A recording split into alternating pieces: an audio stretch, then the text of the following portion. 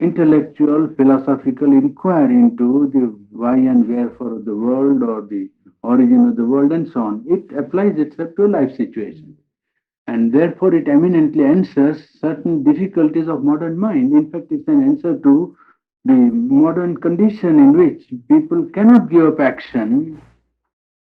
And if they really want to have an aspiration satisfied, well, Gita is the one scripture that actually points out how, without an external renunciation of life, it is quite possible to attain higher spiritual status.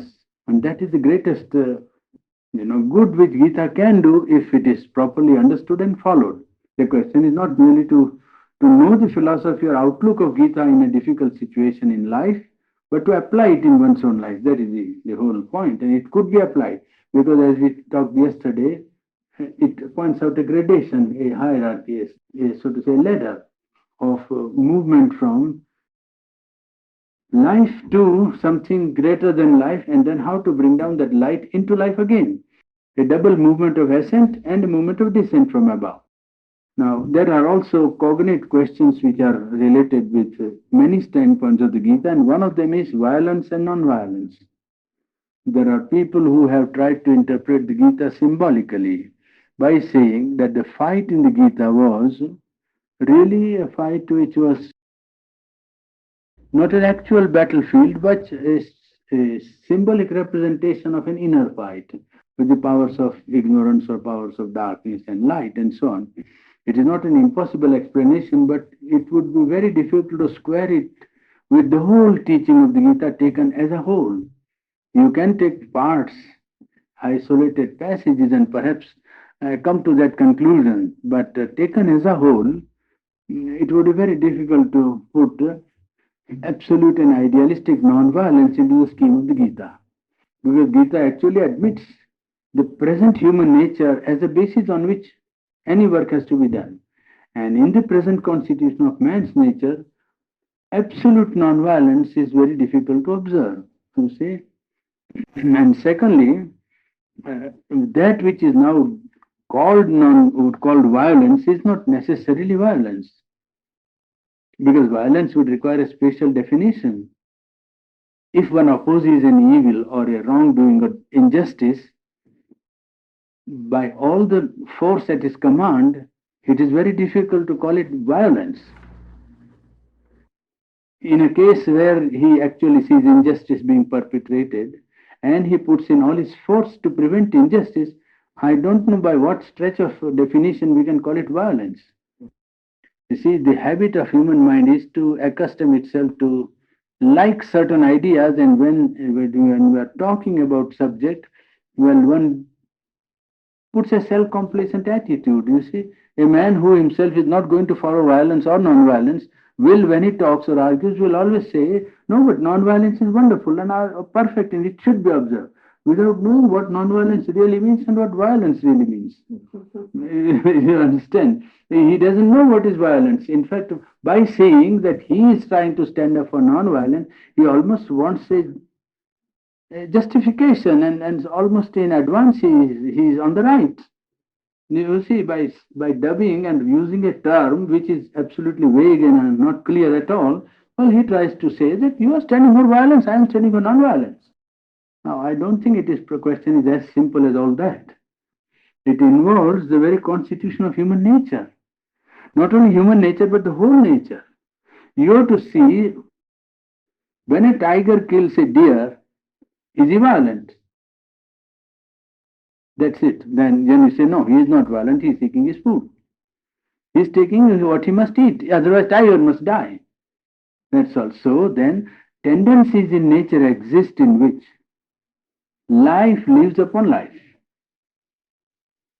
Without any psychological reaction or psychological operation, purely physical need makes an animal behave in a way which we will call cruelty, perhaps, or violence.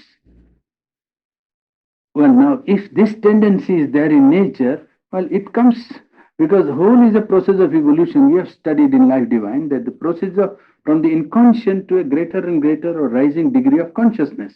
The progress is to rise from inconscious to one petal, second petal, third petal, fourth petal. Gradually, the whole universal energy is unfolding more and more petals of light, so to say, on the way from darkness of the inconscient to a possible light. So, in that growth, whatever was there in the inconscient is being pulled, it is not being left behind. Inconscience and its inertia is being left behind, but the quality of what was the inertia is being taken into life. So when life is embodied in a physical body, the body represents the inertia of the material being. Well, in the same way, when mind has emerged in man, man's physical body and his brain represent the break on his mind and life both. So that matter pursues, you see, the growth of the growing light towards a greater and greater degree of unfolding, knowledge or unfolding light. And in that, when human being comes to have his mind and conscience, well, the same tendency that we see in the animal kingdom persists. So many common characteristics of animal life pass into the human being. In fact, man is more than half animal. More than half of man's constitution is composed of animal tendencies, which is so patent and open. That's why in Sanskrit there is a verse which says eating, drinking, sleeping, reproduction, fear of life, and all that are common characteristics between animal and man. One verse says it is a sense of right and wrong, sense of true and false that distinguishes the human being from the animal kingdom. Now, it is that which brings the problem of violence and non-violence to the front. Otherwise, man is an animal, and as an animal, he hunted, he killed the prey for his food, is it not, in the beginning? Well, at that time, there was no sense of violence in him because the conscience had not awakened. Now, when the conscience and mind have awakened, one has to see how far to allow this law of mutual destruction in life to operate in human life. That is all the problem. Problem is not violence or non-violence. Problem is that there is the law of life living on life. And how far should it be allowed to work in human life? Even if you obviate strife for human life, non-violence will not be ideally attained because man will be taking food. And when he's taking food, he's taking life. So that ideal observance of non-violence is a practical impossibility. Practically, it's an impossibility, and the limits are defined in Jain religion, which is one of the oldest religions of the world, coexistent with Buddhism. See, Mahavir existed he was contemporary of Gautam Buddha, and he organized this group based on sanctity of life or sacredness of life. All life is sacred. That's the basis on which the whole Jain religion is founded. And well, even they who are very particular and have devised almost, unimaginable methods of trying to preserve and help life, but even they had to admit limitations in their application of the law of sacredness of life. And as the latest exponent of this great doctrine, himself, not only that, in a way, a certain way, embodiment of the principle of ahimsa, non-violence, a divine quality, even he had to admit on more than half a dozen occasions the limitations of this, this law as applied to life, individual and social. There are cases in which, for instance, Kashmir, he had to ask the India government to send the army to defend Kashmir. You see, and in the ashram agricultural, production department, he had to ask the guardians to keep off the animals, the monkeys and the birds and the cows and the bulls. You see, if you don't do it, then you don't do agriculture either one way or the other. Well, I am pointing out practical difficulties. Not that it's not desirable. Everybody wants, if he can avoid, being hard to anyone or resistance or opposition. But if there is something that stands up, I don't know how to meet it otherwise. That is one of the points in the Gita, which Gita makes it very clear that it is possible to attain an inner poise in which you are founded on a spiritual truth and spiritual realization, and you allow your nature to participate in a movement which to the outer view appears as if you are resorting to conflict and battle. But you are not at all resorting to conflict and battle from your own inmost poise, because you are poised in the divine consciousness which dictates to you the necessity of what is to be done under certain conditions of life in which you happen to be either locked or connected or happen to be active. It can't help. Arjun is actually on the battlefield and he is struck with this remorse, a conflict between two values, whether he should destroy his cousins, which will destruction of one's own family, or whether he should observe the law of the Kshatriya fighting for the right. And they were standing up for the right because they were being deprived of the legitimate share of the kingdom which belonged to them. So, you see, between the two, he was indecisive. And there to put a spiritual or any symbolic interpretation is practically impossible. With common sense, it is impossible to put any spiritual communication, spiritual interpretation, or say that it is a symbol. You see, a fight with battle between powers of light and powers of darkness. That's not possible. It's an actual army that is standing in front, and situation is in the Mahabharata, the epic of India. So that's a historical situation. Very difficult to turn it into a pure symbol. I mean, in which no actual battle might have taken place. No, it is a battlefield. And Krishna, at the end of all the teaching of 18 chapters, well, the last order given to him is therefore you have to fight. So the conclusion is there indubitable. There is no doubt about the last conclusion. And the spirit in which he is made to fight is here given in words of Sri Aurobindo from the Essays on the Gita. It is the creed of the Aryan fighter. What is the creed? Know God, says the Gita. Know thyself. Help men. Protect the right. Do without fear or weakness or faltering thy work of battle in the world. Thou art the eternal and the imperishable spirit. Thy soul is here in its upward paths to immortality. Life and death are nothing. Sorrow and wounds and suffering are nothing. For these things have to be conquered and overcome. Look not at thy own pleasure, gain, and profit, but above and around, above at the shining summits which thou climbest, around at the world of battle and trial, in which good and evil, progress and retrogression are locked in stern conflict. Men call thee their strong man, their hero for help. Help then and fight. Destroy when by destruction the world must advance. But hate not that which thou destroyest, neither grieve for all those who perish. Know everywhere the one self. Know all to be immortal souls, and body to be but dust. Do thy work with a calm, strong, and equal spirit. Fight and fall nobly or conquer mightily. For this is the work that God and thy nature have given to thee to accomplish.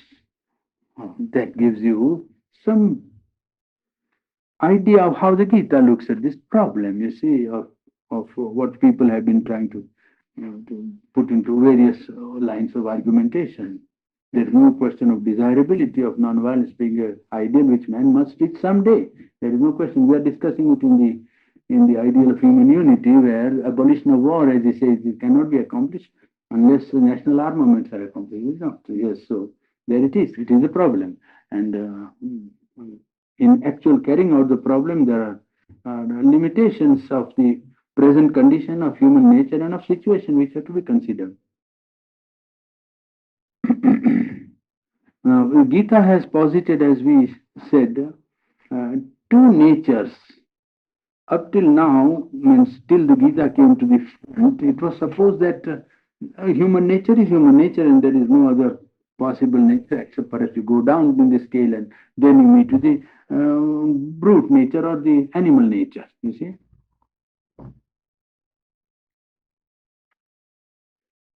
Now, this animal nature being given, human nature was supposed to be constant and unvarying. Human nature is human nature.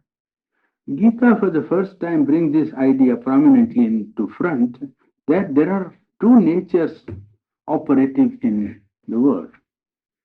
One nature is not actually dynamically seen by us, but it is potential to man. We can see the operation of that nature if we turn our eye to the external world first, where the Gita describes the vibhutis, the special power of the Supreme manifesting itself in objects of nature, in preeminent manifestations of life. Wherever you find that is a manifestation of the Supreme in one of his aspects there in nature. But as organized, the divine nature is first seen by men in human beings who embody in them an extraordinary degree of some element of human perfection, which to their view seems to surpass the human limit. You see? For instance, if you take non-violence for the matter of that. Now, if you see generally that people do observe non-violence as far as they can. I mean, they don't want to go out and fly at anybody for nothing. But generally, they like to be good to each other. I mean, association, love, and mutual regard or cooperation is as powerful, perhaps, as conflict, if not more powerful in many cases. In fact, it is one of the most powerful and constructive forces of the world. Cooperation, sympathy, regard for each other or mutual relationship or interchange. It has played a greater part in forming human history positively than conflict. Conflict also have contributed. I don't say that conflict was bad all along. Conflict sometimes was very good. Very good in the sense when you see retrospectively at the result.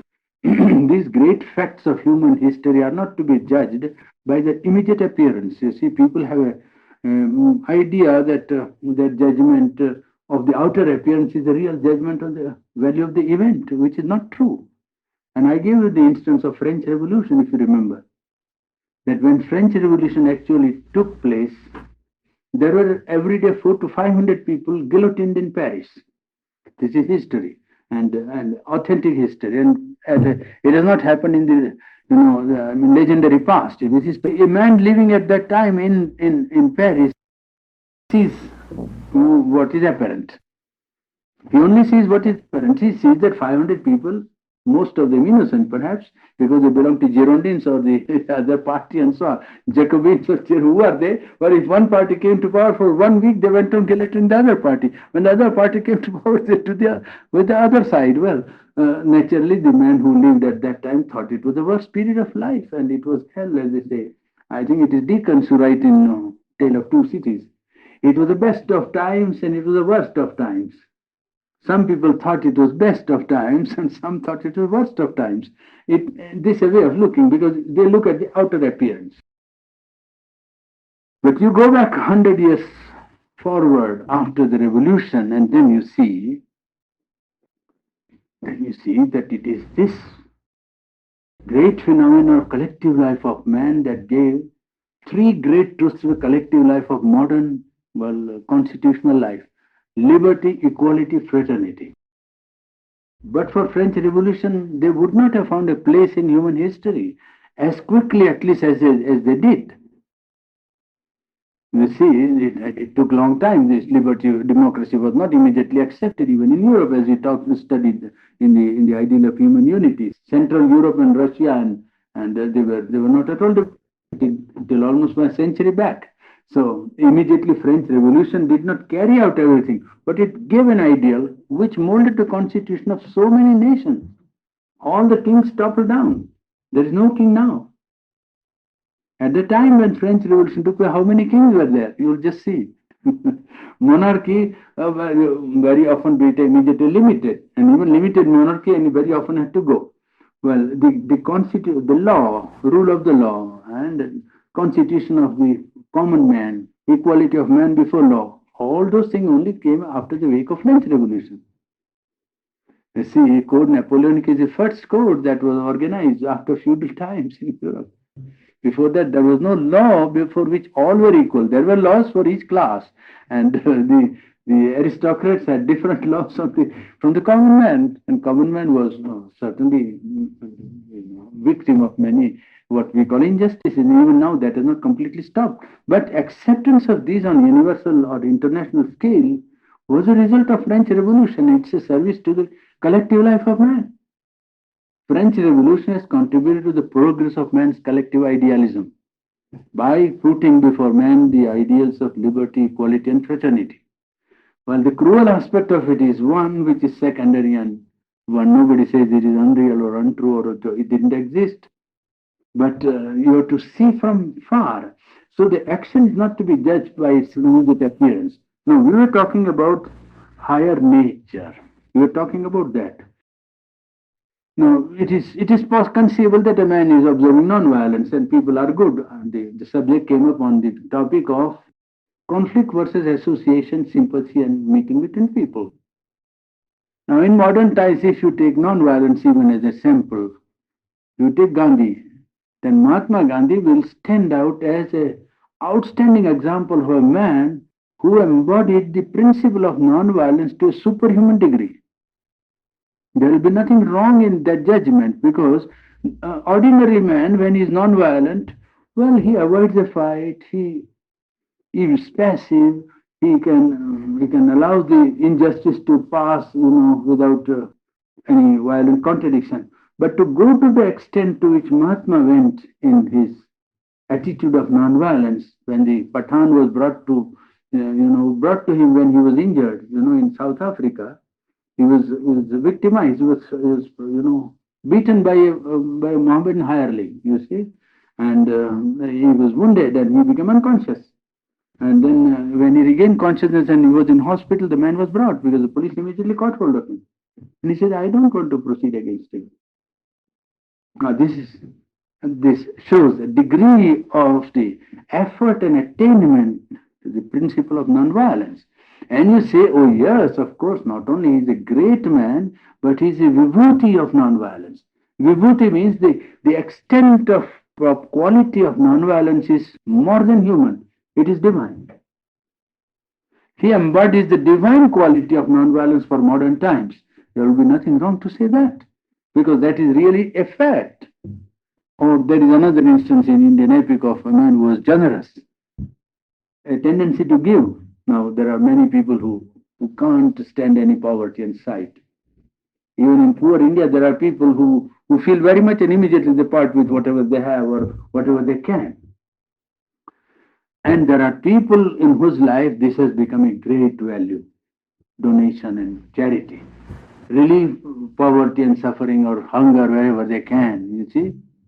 Now, this is a great idea. And if a man does it ideally, there is one man, I think, in Africa whose name is known as, I forget his name, he was an Arab, I think. I forget his name. He was an Arab who did such a colossal charity that even now the East African coast remembers him. You see? And there was somebody in Saurashtra in India whose name is like that, you see? That so and so means charity. That's all. Oh, he was so generous like so and so. Well, he became proverbial. Now, there is an instance in Indian mythology, Indian epic, Mahabharata, of Karna. He was one who never turned away anyone from his door. Never. There is a drama Charudatta in which a character is given also in Sanskrit drama, but that's a drama character, this is an epic character.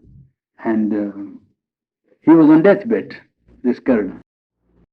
And in Indian mythology, they have a way of putting things, you see, as to show the degree of this attainment of the man. So when he was on deathbed, the divine thought, let me test his generosity. So he came as a beggar, they say. You see, he came as a Brahmin. And they said, oh, Karna, they say a way of saying which means I am here to satisfy my need. I mean, I give you blessings, I came to give you blessings. And I'm just arriving. Oh, he said, well, I'm sorry. Yes. Then he said, well, I'm not well and I can't do anything.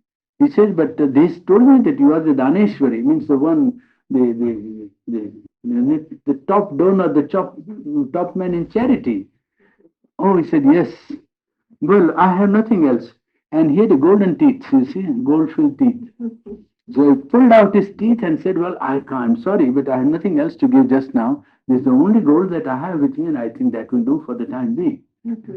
Well, then you say, oh, this is more than human. You see, this is a manifestation of charity on a scale which goes beyond the limit of human, excellence or greatness.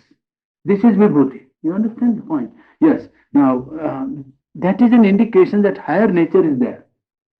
An indirect way in which we can see that when Gita speaks of a higher nature already existing, people don't understand and they say, where is the higher nature? Well, it is there operating. When Christ on cross can say, Father, forgive them for they do not know what they do, it is not human. It is certainly superhuman, isn't it? The quality of love and forgiveness which you see there is not human. Human in the sense, the highest reach of it goes beyond. Highest human reach, it is surpassed. Then you see it is vibhuti, it is divine quality. You see, so when Gita speaks of a divine nature, it's not speaking of an abstract something which we don't know anything about. It is a rare phenomenon in life, but everything rare is only the beginning. Whatever is rare is not merely an exception. It is only indication of the possibility of the future. That's all. This is the one thing which human nature has to learn. That when something extraordinary, wonderful happens, it is not a sign of a miracle only, but a sign of pointing to the future. That's all. Well, that Gita is saying about the higher nature. But by the way, that will come for us again. There is a higher and a supreme and a conscient and a divine nature. And it is that which has become the individual soul or the jiva, the central being in man. The divine nature has become the individualized central being of man. In the lower nature, each being appears as the ego. Now make a distinction. He is pointing out, Gita is pointing out. In the lower nature, ego works. That is a sign of the lower nature.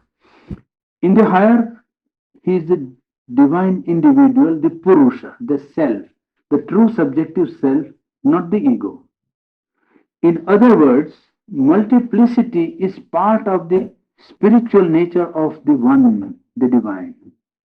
Multiplicity, to become one, become multiple, many, that is the divine nature. Divine by its very constitution is multiple, infinitely variant, unlimitedly self-determined or capable of an infinite self-determination. And this infinite self-determination comes to us in the higher nature as individual. In the lower nature is ego. In the lower nature, this very self-determination of the Supreme, which is the central being, comes and man experiences it as ego. Well, here. In other words, multiplicity is part of spiritual nature of the one, the supreme divine. And this individual soul is myself, says the divine in the Gita. In the Gita, the word is put in the mouth of Krishna, who is the divine incarnation. Therefore, Krishna says, this individual soul is myself. In the creation, it's a partial manifestation of me. Mamaiva Anshaha. Ansha means portion. He is my own portion. Portion is not one separated or isolated being, not mathematical and fraction in the sense of a portion. A portion is representative character. When you say when the human mind is so wedded to its dividing capacity and faculty that whenever you say it's a portion of the divine, say, oh, it is cut off from the divine. Portion is not cut off from the divine. It is like I pointed out to you, a demarcation does not divide. A demarcation does not divide. If you make a demarcation on the plan, on the map of the country is not cut into parts. Yes. There is a multiplicity and yet there is a unity. Yes. So you see, well, here it is my portion in the sense that I become that. It is not my portion means I cut something from me and put it from outside, but I become that small mess for some particular purpose. I become that ansha, that limited portion for achieving some particular end. It is not that he is separated from me and now I have nothing to do with him. It's not a potter making a pot. That is an extra cosmic conception of God which does not bring in the real quality of God, which is omnipresence. If God is only a potter who has prepared the universe or world or creation as a pot, he is not in the pot. You see, then where is his omnipotence and omniscience? If he is omniscient, he is everywhere. Omniscience is one whose presence is everywhere. Well, he must be immanent. It cannot be. If by very definition the divine must be immanent. Now here he points out that Amsha, when he says my portion, it doesn't mean that I have divided myself and thrown out a bit of myself, but I have become that for the time being, just as the sun. When you take a glass, you concentrate it on your, what is it called, the centering glass, it is called the, huh? Not spectrum, you see which concentrates, huh? Yes, magnifying glass will concentrate sunlight to a point. Now, that is a portion of the sun. It's not separated from the sun. It is sun here, right? Very much the sun, isn't it? I mean, for a particular purpose, to burn something or to concentrate the rays on a particular point, you concentrate the rays only for that point, that's all. So remember this, because this is an important point, and many people simply go on arguing because they have a mind to go on arguing that, oh, Amsha now is the individual is divided from the Supreme. He is not divided.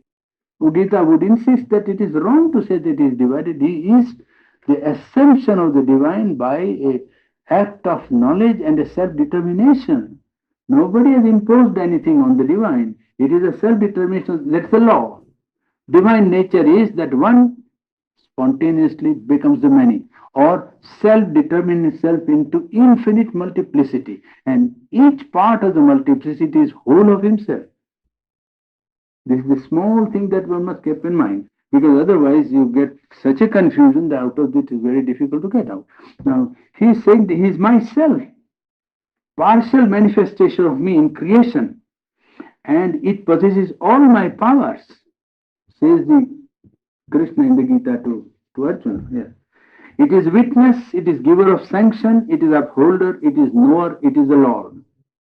The one portion that is there in the human being, he is the witness, and we have seen that the practice of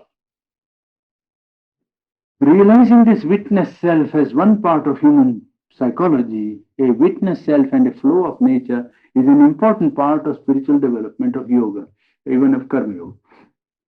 He is witness, he is giver of sanction, he is upholder, he is the knower and he is the Lord. It descends into the lower nature, this very portion, and thinks itself bound by action, so to enjoy the lower being. It can draw back and know itself as the passive Purusha, free from all reactions and actions. It can rise above the three qualities of inertia, activity, and balance, and liberated from the bondage of all action, even as I do myself, and by adoration of the highest supreme divine and union with him, it can enjoy wholly its own divine nature.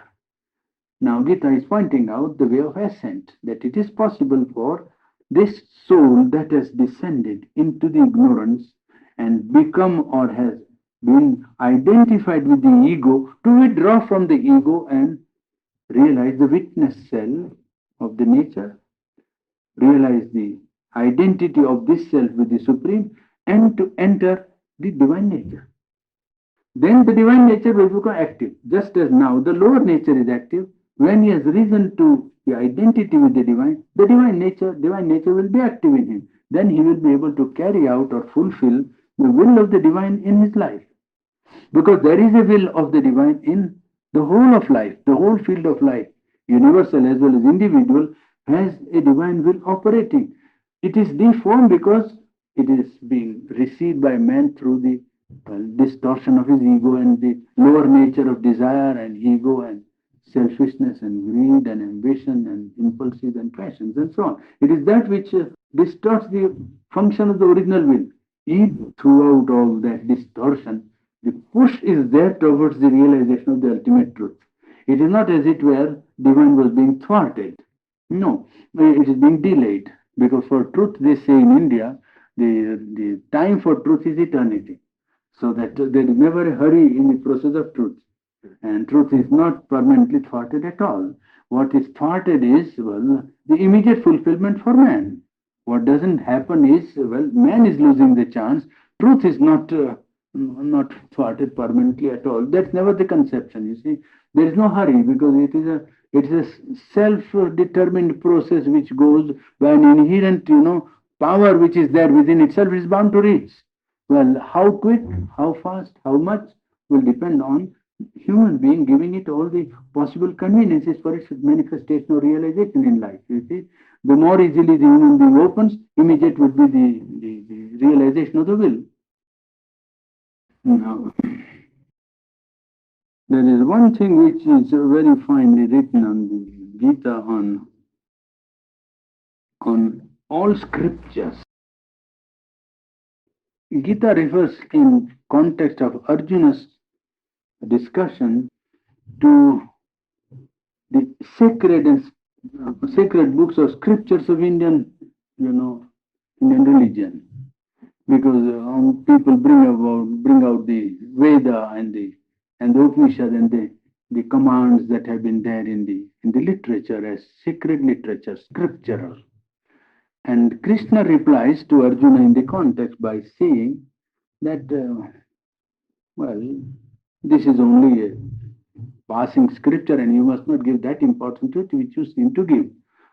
On that passage in the Gita, where the Gita passes a strong remark against Veda, because people swore by the ceremonials of the Veda, the performance of sacrifice and the doing of certain outer ritual, and said that by that you attain heaven and by that you fulfill yourself and so on, which Gautam Buddha also ridiculed by telling that it was not the outer ritual which would save the man. Gita says that, those people who are very much attached to heaven-going tendency, well, if they want to perform the Vedas ceremonials, it is their business. But I don't consider them to be qualified for truth or for the knowledge. You see, in Indian culture, knowledge is not considered gathering of information. Knowledge is growth of consciousness to a higher stage. Realization or concrete change in the whole psychology is a sign of knowledge. Knowledge is becoming, not knowing, not reading, thinking, and information. Knowledge is identity. Knowledge is always by identity. True knowledge, in the Indian sense of the term, is always by identity. It is not by ratiocination, experiment, thinking, or reading and so on. That is the secondary process, and that is relegated to partial knowledge or relative knowledge. It's not called knowledge, it's called avidya. Means not true vidya, not true knowledge. This is informational part, development of mind, emotion, and so on. But true development and true knowledge is by identity, oneness with the object of knowledge. Then you know. Otherwise, you think or you have a mental construction about what your mind tells you, but not about what is, but what the mind tells about what is. You see? Yes. Now, here he deals with this scripture and the place, and Sri Aurobindo puts the remark further. He elucidates. You see, as he says in the Gita, is the most brilliant exposition of the teachings of the Gita, philosophical as well as the practical side. There is no book on Gita which can give you in such a small compass a clear philosophical exposition and a practical way of practicing the karma yoga of the Gita. It's the most marvelous contribution in that respect, because the double purpose is fulfilled most effectively and clearly by Sri Aurobindo in this essays on the Gita. It is from that I'm reading. The Gita in later chapters speaks highly of the Veda and the Upanishads. It says that, oh, whatever knowledge is there, I know, and I am the knowledge. That's how the incarnation speaks in the later chapters. But in the first chapters, Gita, ridicules the Vedic people who propose to reach heaven by sacrifices and by ceremonials. They are divine scriptures. They are the word, the divine word. Still, the letter of the scripture binds and confuses, as the apostle of Christianity warned his disciples when he said that the letter killeth, and it is the spirit that saves. And there is a point beyond which the utility of the scripture itself ceases. This is very good to bear in mind because it's a great lesson of the Gita. And there is a point beyond which the utility of the scripture itself ceases. This is very good to bear in mind because it's a great lesson of the Gita. Gita is the one scripture that says that scriptural authority has a limitation to be admitted. You see, a point beyond which the utility of scripture itself ceases. The real source of knowledge is the Lord within the heart. I am seated in the heart, he quotes Gita, of every man, and from me is knowledge, says the Gita. The scripture is only the verbal form of that inner Veda, of the self-luminous reality. It is the Shabda Brahma, the infinite in the form of the word. The mantra, says the Veda, has risen from the heart. This is from the Vedic hymn. From the secret place where the seat of truth, in the cave of the heart, the seat of the truth is situated. That origin is its sanction. The sanction of the scripture is the origin of the scripture from the Lord in the heart. But still, even when it is so, the infinite truth is greater than its word. The infinite truth is greater than his word. And in the Savitri, he says, truth is always greater than her forms. There is a form in which truth expresses, manifests, or is seen, either an artistic form, poetic form, or religious, or a word, linguistic. Nor shall you say, Sharonda proceeds, of any scripture that it alone is all sufficient,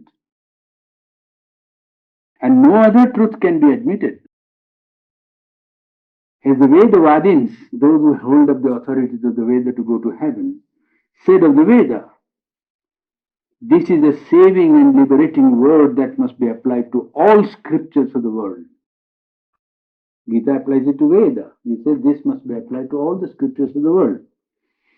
Take all the scriptures, says Sri Aurobindo now, take all the scriptures that are or have been, Bible, Quran, and the books of the Chinese, the Veda, the Upanishads, the Purana and the Tantra and the Shastra and the Gita itself, and the saying of the thinkers and sages, prophets and the avatars, the incarnations, still you shall not say that there is nothing else, or that the truth that your intellect cannot find there is not true because you cannot find it there. Heard or unheard before, heard or unheard before, that always is the truth which is seen by the heart of man in his illumined depths, or heard within from the master of all knowledge, the knower of the eternal Veda. That is the sanction of true scriptures. See? This refers to certain aspect of yoga, practice of yoga. Gita advocates very strongly and almost exclusively the path of karma yoga, which is integration or synthesis of knowledge and devotion. Gita is not exclusively devoted to one path. Gita takes all the three chief faculties of human psychology: intellect, the emotions, and the will. And three are taken together by Gita in the practice of its yoga, which mainly stresses the importance of karma yoga, the willpower. But it also takes the knowledge aspect and the emotional aspect of devotion with it, so that it is not merely dry action, but action which is charged with knowledge, illumined by knowledge, and also is suffused by the spirit of devotion and self surrender to the divine. These three faculties of man are the chief powers of human psychology: intellect, emotion, and willpower. And Gita takes all the three in a synthesis, mainly stressing the karma, because karma is unavoidable, as we told yesterday and day before and still day before, that karma forms three-fourths of the part of man. He cannot give it up in a scheme of spiritual development. If true spiritual development is to come to man, action and work must find a place in it. And it is Gita, the one scripture that lays a very strong stress on acceptance of work and action as an indispensable part of spiritual growth. In fact, it says that all other spiritual attainment would not be really, true or applicable and strong till they are suffused by the spirit of action, till they come down to the world of action. So, it is this yoga which is synthetic and taking the knowledge aspect, the action aspect, the will aspect, and the bhakti devotional aspect, which is an integration of the human being complete. It leads one to spiritual fulfillment according to Gita. Now, what is that yoga of karma? On what it is founded? Some elements of the practice of karma yoga, we have already done that more than once. But still, now in the words of the essays in the Gita, it will have a sort of a relevance and a practical, bearing. Because in one place, in the words of essays in the Gita, you get the whole thing, clearly given in few lines. It is non-attachment. The yoga of Gita first begins by it is non-attachment. It is to do works without clinging with the mind to objects of sense and to the fruit of the works. It is not inaction, because it would be an error, a confusion, and a self-delusion, because it's an impossibility not to do action. That the one verse of the Gita is very positive. Nahi kaschit kshanamapi jato tishtati akarma krut. Nothing in the world can remain even for a moment without acting. Nothing in the world can remain, nothing in the world which for a moment can remain without action. Because want of action also would be an action. You see, when you withdraw yourself from action, it is an action. It's an act of your will by which you have to withdraw.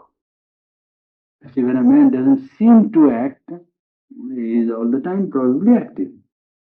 You see a strong reservoir of water on the top of the hill, it doesn't show any sign of action, but you see exerting tremendous pressure, you see. And you can feel it when you put a tube, then you know that it can turn a turbine and give you kilowatts of electricity. So that because it doesn't act, it doesn't mean there is no energy or force or power at work. It is perhaps acting. So, but action which is full and freely done, without subjection to sense and to passion, desireless and unattached works are the first secret of perfection in Karma Yoga. One, desireless action and unattached works. For knowledge does not mean renunciation of works. There is a tradition in India that if you have really got knowledge, well, you will immediately find futility of action. This is one of the traditional influences of monistic outlook. Shankar's outlook on Indian mind has promoted this view that men of action, the man of knowledge should have nothing to do with action. Because immediately he acts well, he falls from his knowledge. And the argument here given is just the opposite. And Sri Aurobindo pointed out very nicely this thing in some of his other writings also, that to say that action is invariable bondage or a cause of fall is to say that you have not attained spiritual perfection. That would be a sign that you are not attained, because the divine acts in the world, and divine doesn't necessarily fall from its divine status. And if you identify yourself with the divine, then a similar quality must come to you. You must attain that quality of accepting action without falling from a spiritual status. Well, that is necessary and that is indispensable. I don't understand why all action should be necessarily a fall from the higher spiritual status. Because man ordinarily in his egoistic nature or lower nature, well, is always running around the groove of desires and ego. People think that all action must be only of that type. But there is action and action. That's what we have discussed several times in our talk, that the action is not to be judged by its outer appearance. Action is to be judged by the motive or the psychological force from which it proceeds. Action can never be judged by the outer size, otherwise one is always deceived. And in fact, I showed also that the bigger the size of action or the large scale on which the action is being carried out, well, the greater is the proportion of ego and ambition at work. And spiritually, it is a very small value, though externally it may have a very great importance for human life. It may have great practical importance somewhere. Nobody doubts that. But spiritually, the work has no great value. It is utility, yes, it is good. Nobody says it is bad, but it's not great action because it is a great proportion. And people always say this scheme and this plan costs so many million rupees or so many dollars and so on. Well, it's all right. It doesn't make the work spiritually great. It makes a material achievement, scientific progress, and collective effort, and very fine elements there.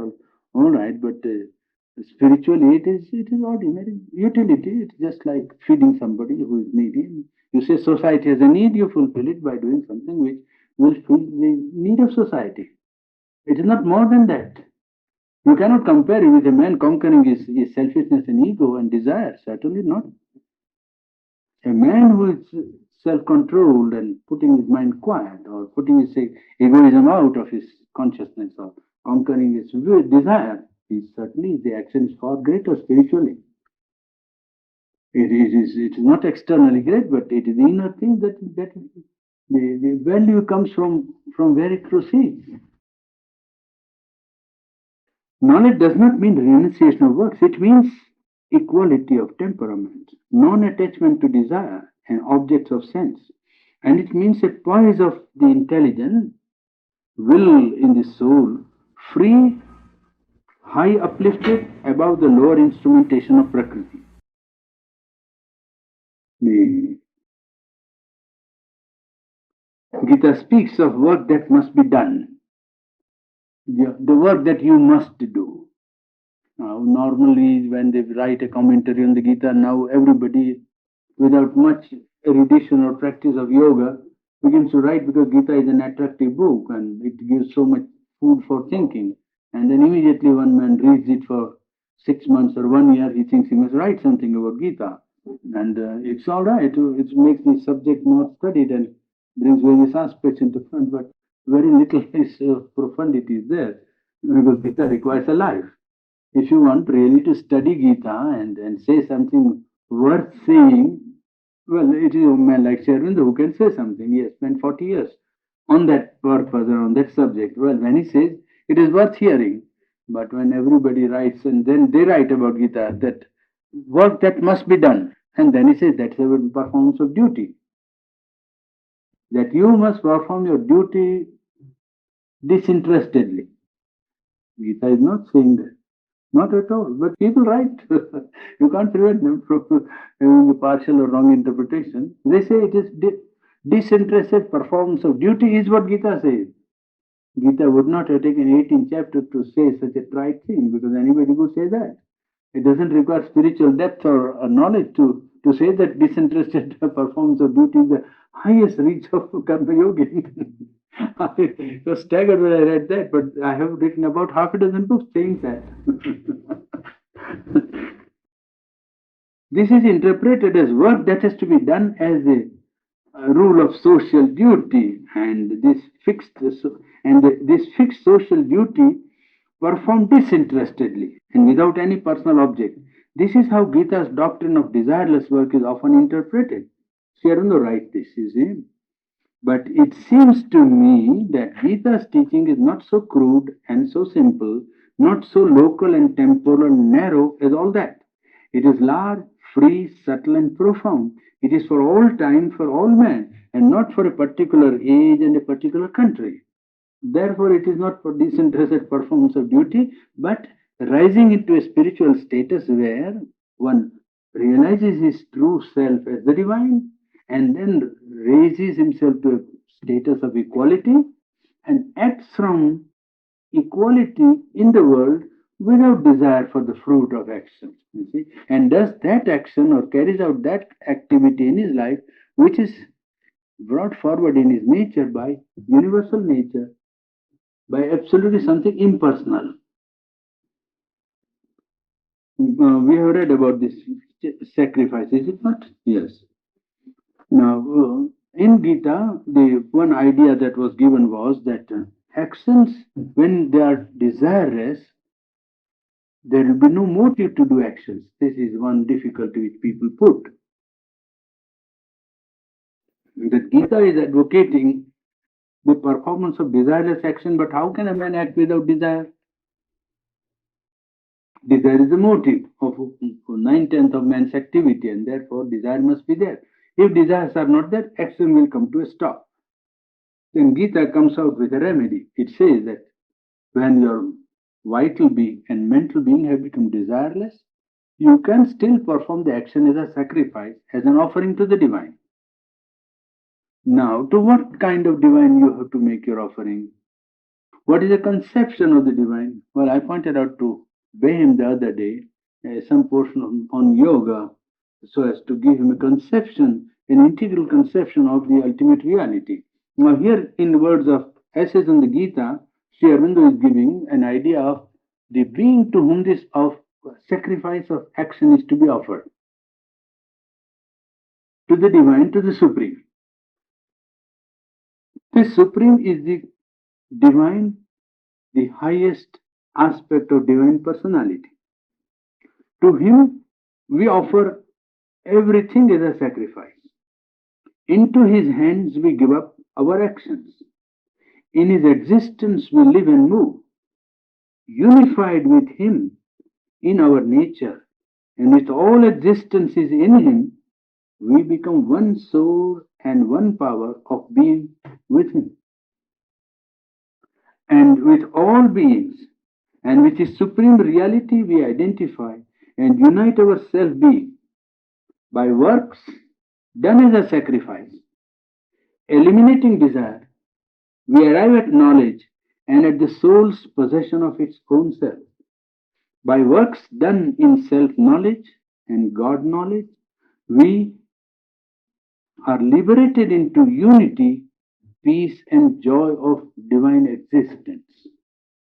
So that raises the yogi or the aspirant to the higher nature from the operation of lower nature in which actions are dictated by pressure of ignorant nature. He rises to another nature where actions are determined for him from the higher nature.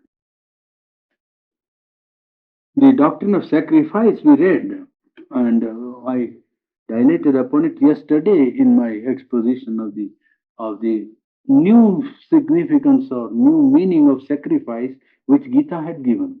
Gita turned this sacrifice ceremony into a symbol with the way they had already done in the origin. You see, it was a symbol in the Vedic times.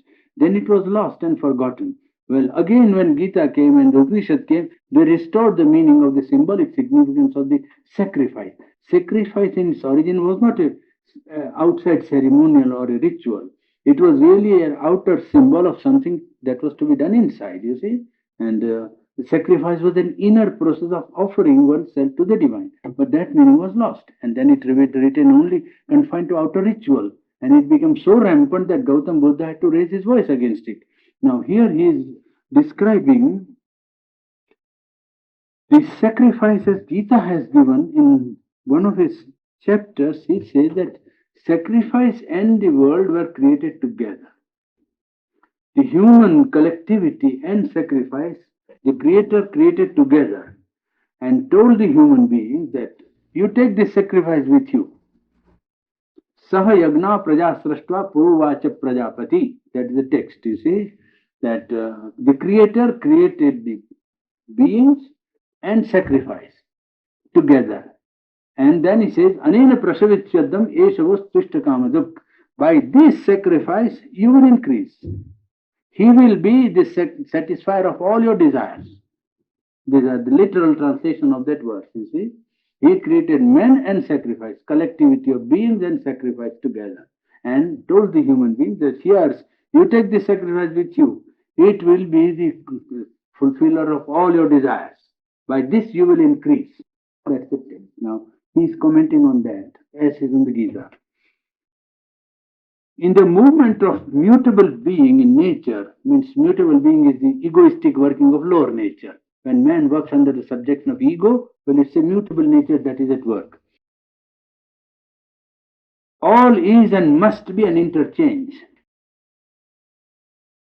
There is always an interchange in life, imposed or voluntarily taken up. For existence is one, and its divisions must found themselves, means must be founded upon some law of mutual dependence.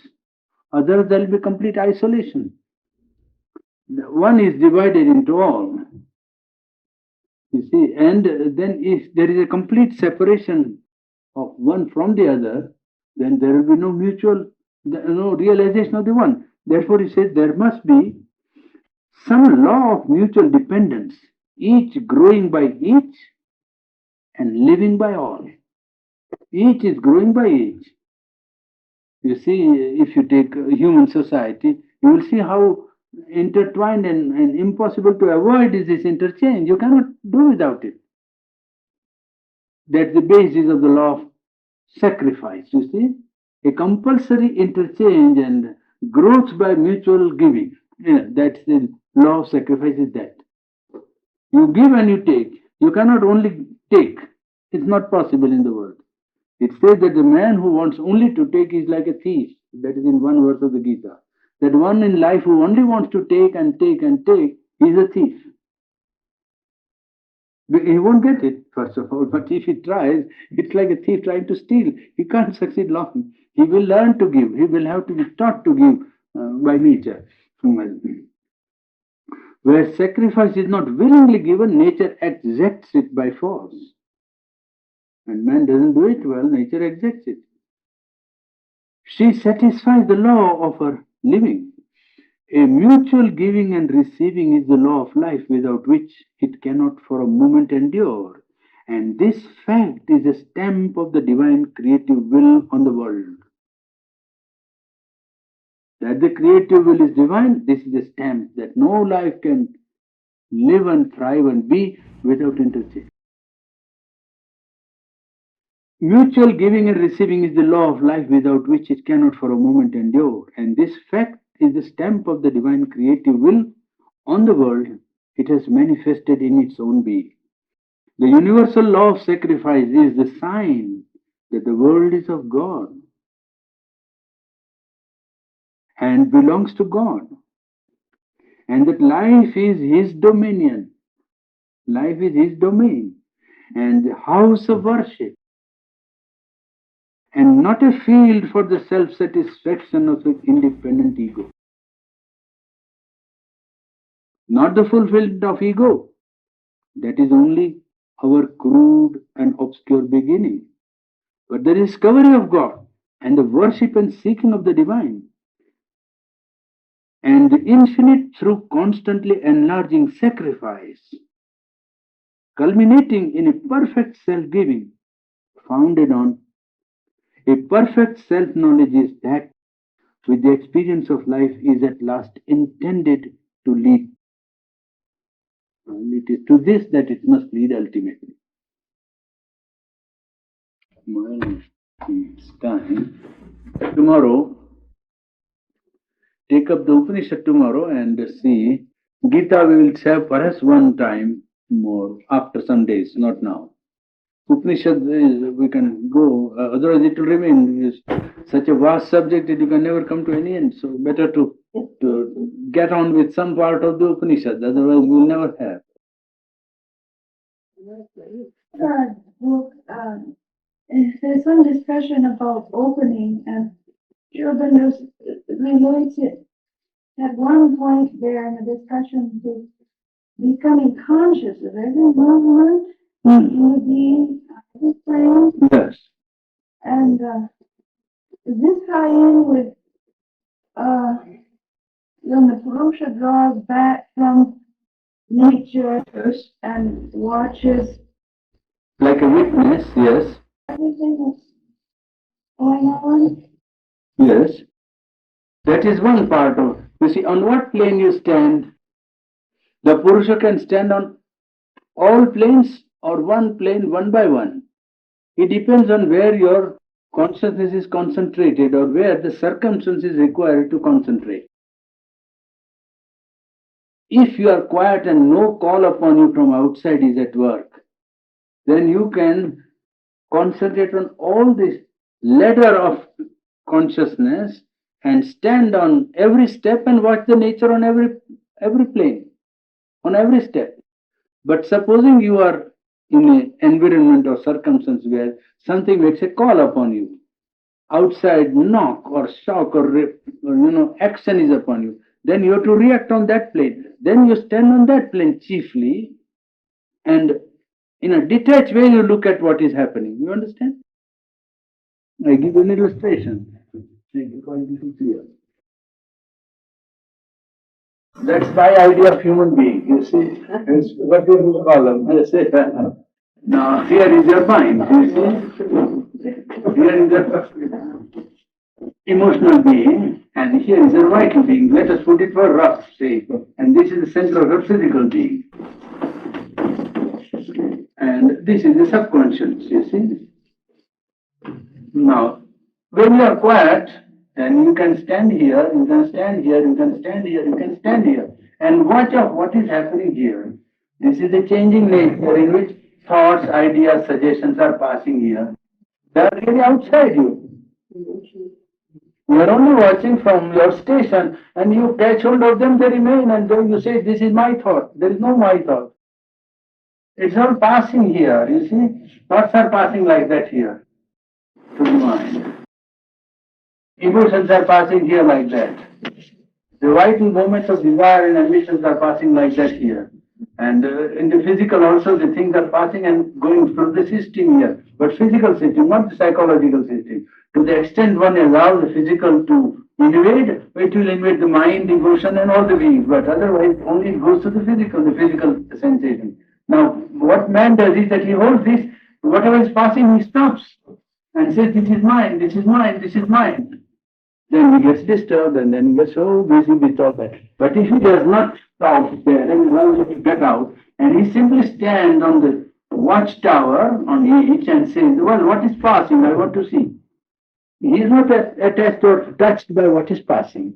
What is the status? And if at particular time, a call is made upon you here, on the mental level, then you are busy here. And all these are for the time being, well, not active, passive. You are not active on those planes, but you can become active and immediately you want to become. You see, you can immediately put yourself here. It's like a man who has got a staircase. You see, 7 staircases in his great building. And he has the capacity not to have only a lift, but a presence on all the 7 well, floors at a time. Well, that's all. He can be present on all the 7 floors at a time. But if he is called upon on the one, well, he attends to that one particular level and is conscious of that only, mainly.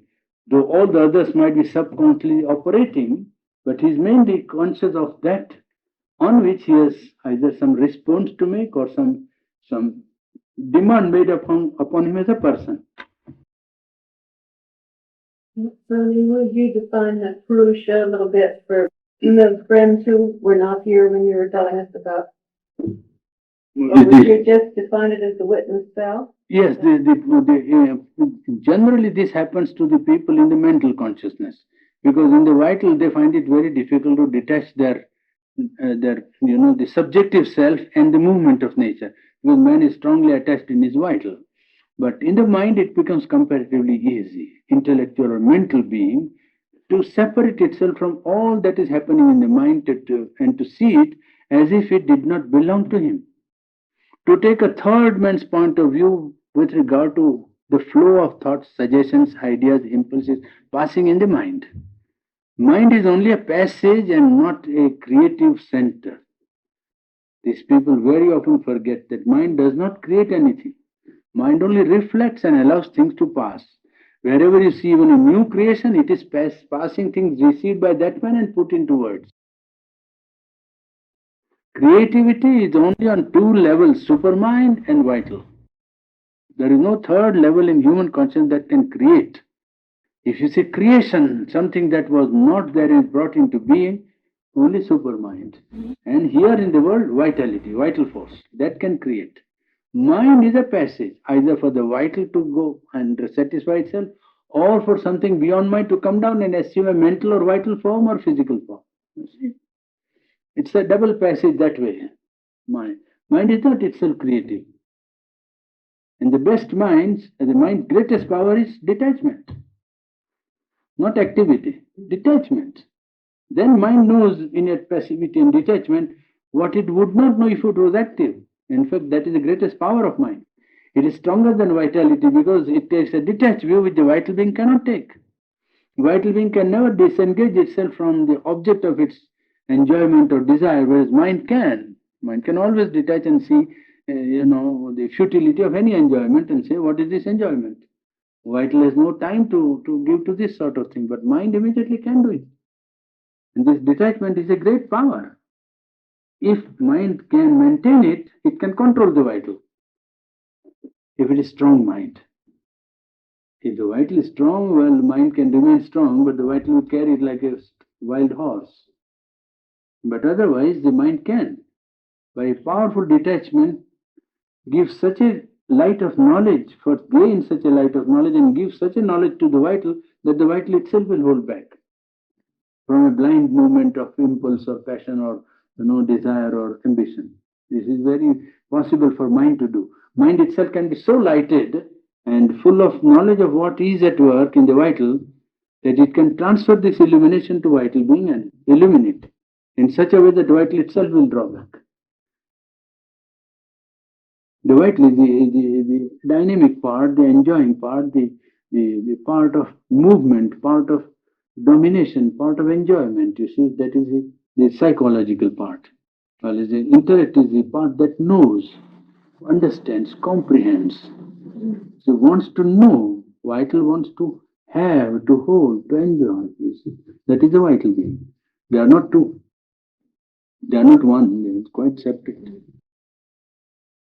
And what just said, when we use the term receptive mind, then we're labeling this that you were just talking about, where we're just thinking, the mind is open to these inspirational thoughts or creativity, more so than when we're emotionally involved.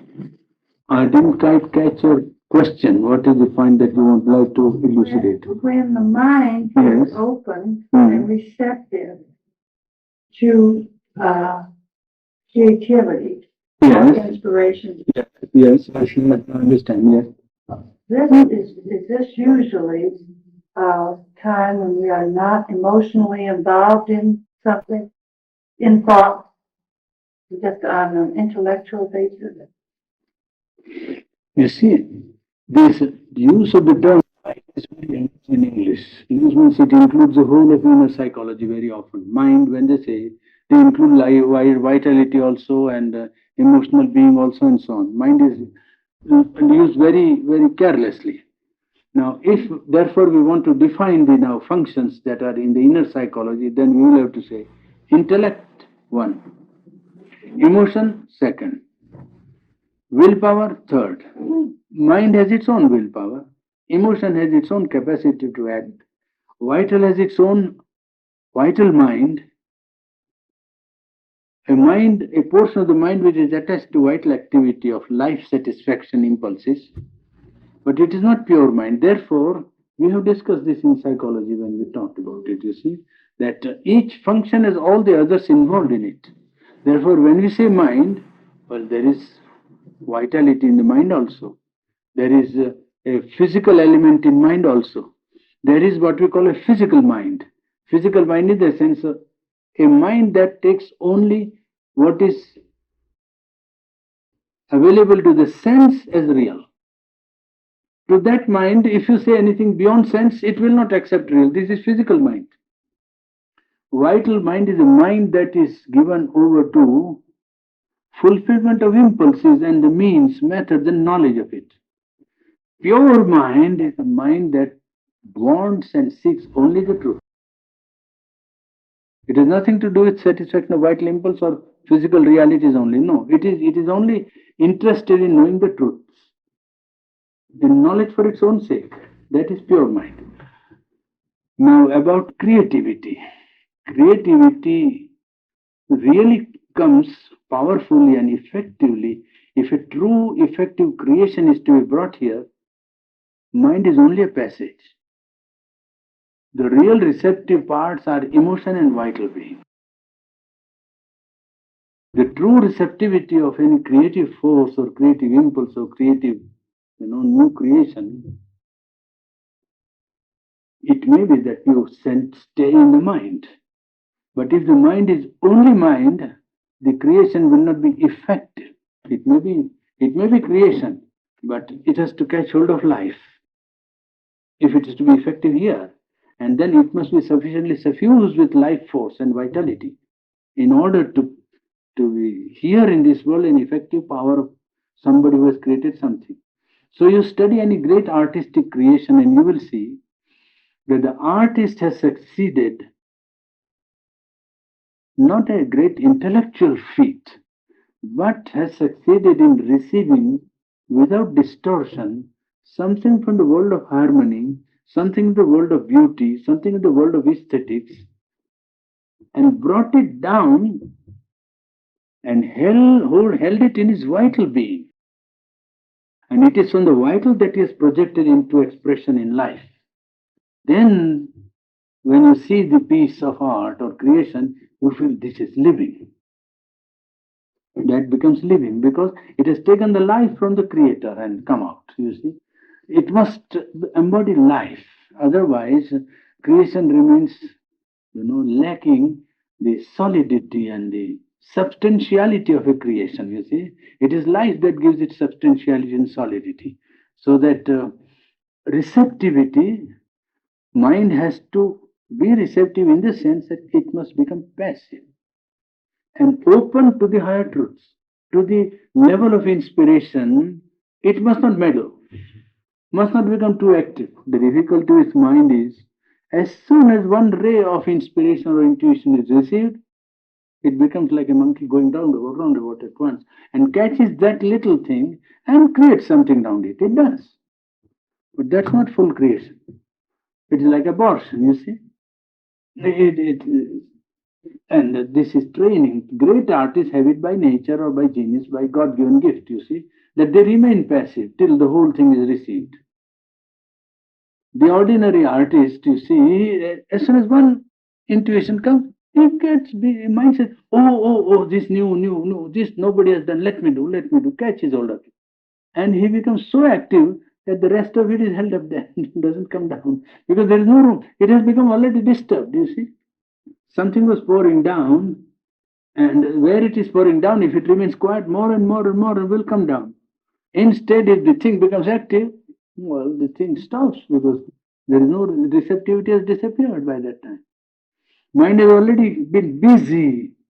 Instead of looking at what is going to come, the full shape of it, the full size of it, the complete, downpour, well, the very first little shower has disturbed it to such an extent that more it can't receive. So it gives something. Certainly, what is received is something, but it is not the full. That is the difficulty with the artistic temperament. If it is not of the first order intended by divine or nature, and if he's training, then the best training is to keep the mind completely passive throughout. That is the best way of receiving a great work of art or piece of art. It's a difficult training, not easy. Because the mind has a tendency when something new comes to be excited about it and to be busy about it, catch hold and run around it and now make something wonderful out of it. And well, it makes something, of course, but not as wonderful as it would be if the whole had been received, you see. This passivity is good. And secondly, it must be suffused with life force. It must be something which is which is called forth from inside, a need for giving body to a truth, to some conception of beauty, you see, or a harmony, some creation of of a thing that has not come down yet, you see, and a desire for making the world more harmonious and beautiful. Making this world more harmonious and beautiful. Well, that impulse, when it becomes very strong, it receives something from there.